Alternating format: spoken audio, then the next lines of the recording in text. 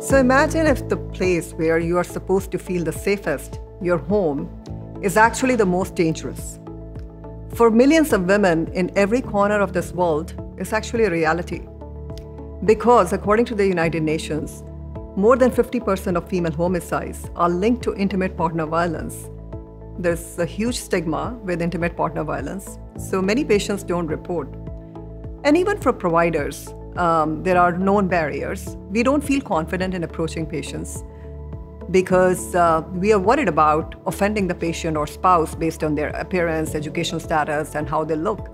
As a result, the vast majority of intimate partner violence incidents, they go unnoticed. There is profound underreporting and underdiagnosis, especially among women for underserved communities. So my current project with the National Academy of Medicine was going beyond imaging. So looking at the clinical data and social determinants of health.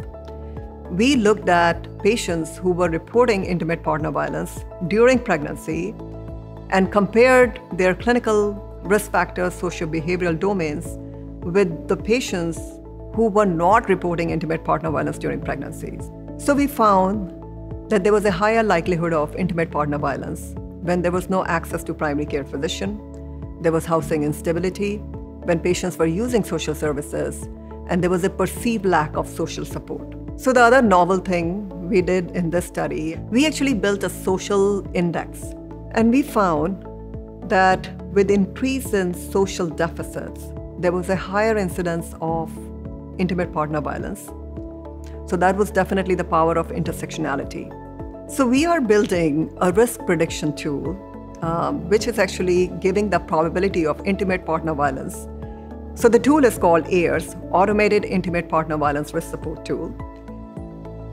It is allowing us to identify the risk of intimate partner violence for every patient with a sensitivity of 85%. And as a result, we can actually raise the concern on average like 4 years before the patient self-discloses.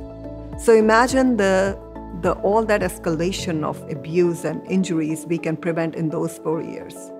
The providers, when they look at those alerts and the predictors, they feel actually quite confident and comfortable in approaching patients because now they have objective findings. It's not that they are making the decision based on the patient's appearance or how the spouse looks like or their educational status or financial status. And that we are also preparing caring conversations for providers, how to talk to these patients based on trauma-informed care principles. So it's not like forcing the patient to disclose, but letting the patient disclose what she wants to disclose using trauma-informed care principles. So the ultimate goal is to make the invisible visible and transform the detection of intimate partner violence.